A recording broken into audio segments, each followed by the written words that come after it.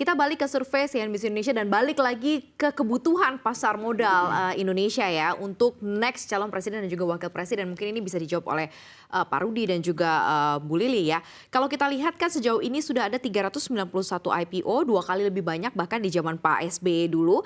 Nah selama kepemimpinan Pak Jokowi juga arus dana kas asing di pasar modal juga cukup naik, naiknya signifikan.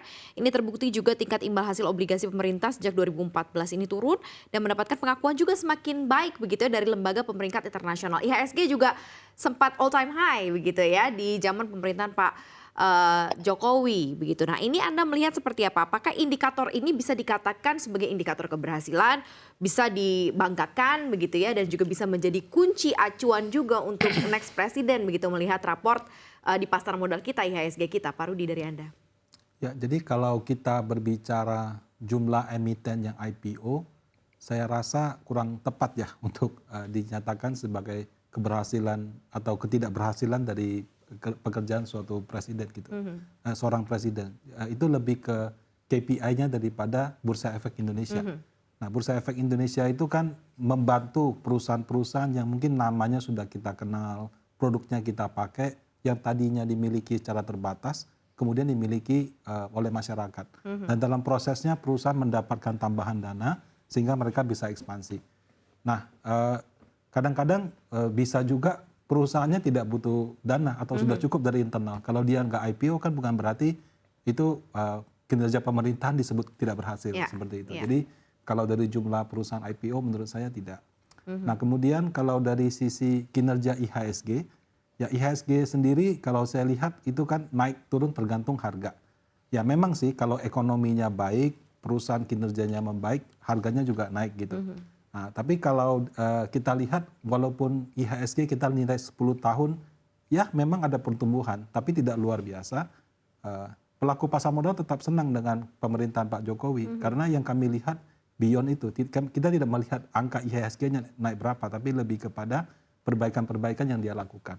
Nah, kalau yang terakhir tadi adalah pola daripada transaksi asing. Asing kan ada jual beli di saham, ada jual beli di obligasi. Ya. Nah, kalau untuk saham itu agak tematik. 2020 pandemi, temanya adalah perusahaan yang memproduksi vaksin alat kesehatan. Indonesia tidak ada. Yang naik Amerika, China. 2021 temanya teknologi, karena WFH semuanya butuh teknologi. Kita juga tidak ada, karena perusahaan penyedia Zoom, itu di luar negeri juga. Nah, baru 2022 ketika terjadi supply demand, masalah supply demand sehingga harga komoditas naik, baru giliran kita.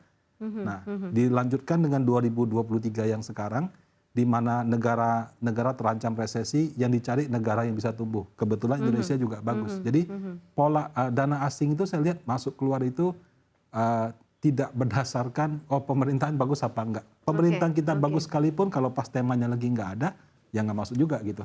Sebaliknya kalau pemerintahan kita so-so tapi temanya lagi sesuai sama Indonesia, dana juga masuk.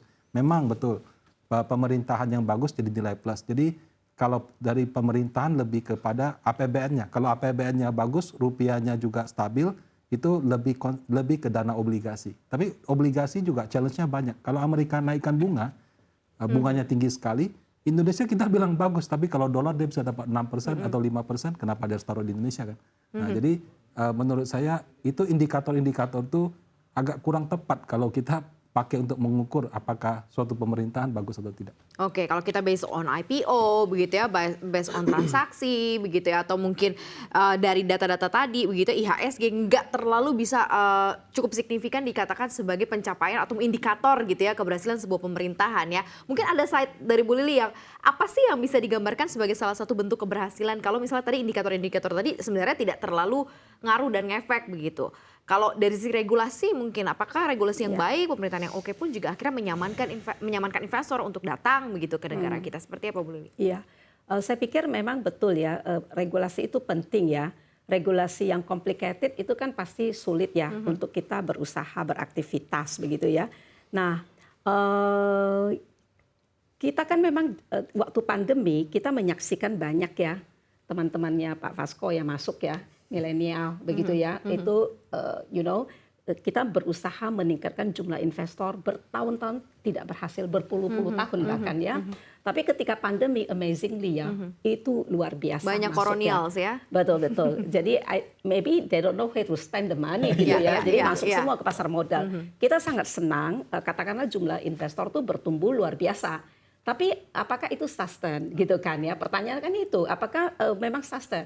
Yang saya dapat informasi sih ya kebanyakan dormant gitu ya, mereka masuk sih kemudian ya sudah stop gitu ya.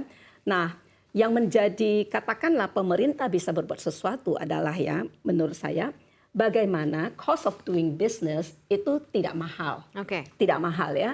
Karena keluhan dari katakanlah saya kan dari Asosiasi Perusahaan Efek Indonesia ya. Jadi anggota kami adalah perusahaan efek ya. Jadi keluhan katakanlah yang menjadi keluhan dari perusahaan efek adalah kompetisi semakin kencang gitu kan. Investor kan banyak. Tapi kan pilihan juga banyak. Perusahaan efek kan banyak juga ya. Mereka bisa memilih banyak.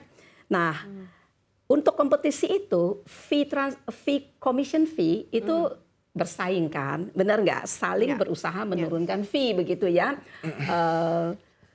supaya investornya tetap di dia gitu ya. Sementara fee-nya, income-nya turun, tapi expenses-nya naik. Expenses dalam bentuk apa? Misalnya berbagai biaya-biaya industri yang mesti dibayar, ya toh? Itu contohnya kebijakan seperti begitu perlu memang diteliti apakah itu counterproductive ya, apakah itu memang mendukung niat kita ya untuk memperkuat basis ketahanan pasar modal kita. Kan kita bilang kita nggak mau tergantung asing, benar nggak? Dulu asing 70%. Top 20, 70% saya tahu tuh, karena selalu bikin statistik, bangga banget. Nomor 1. Dulu.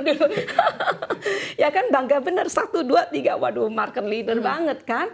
Oh, kalau hitung, waduh 70% man, itu asing gitu ya. Tapi kan beralih ya, lama-lama lokal gitu ya. Sekarang lokal sudah katakanlah tidak lagi menjadi yang minoritas gitu ya. Memang sudah beralih lah, lokal juga sudah sangat dominan begitu ya. Kita selalu bilang, dari dulu kita bilang, kita mau pasar modal kita punya ketahanan kan. Kalau yang asing kan mereka kalau ada apa-apa sedikit kan cabut gitu ya, pergi. Tapi kalau lokal kita harapkan kan bertahan begitu ya. Memang benar ya untuk investasi itu ada gula, ada semut gitu. At the end of the day, what's in it for me gitu ya. Saya dapat apa di situ ketika saya berinvestasi itu memang benar juga gitu ya. Tapi ya sudahlah, pada akhirnya kita kan mau mengembangkan. Itu sekarang undang-undang P2SK, sudah tahu kan? Pengembangan dan penguatan sektor keuangan gitu ya. Itu luar biasa ya. Saya pikir kita sangat welcome ya undang-undang itu. Banyak sekali yang hal-hal baru yang diintroduce, yang memperdalam pasar, memperkuat pengawasan dan sebagainya ya. Hopefully itu memang sangat bermanfaat bagi pengembangan dan penguatan sektor keuangan kita. Nah, Presiden ya dengan wapresnya, dengan kabinetnya ya hendaknya lah mendukung apa yang bagus itu. Itu maksudnya. Thank you.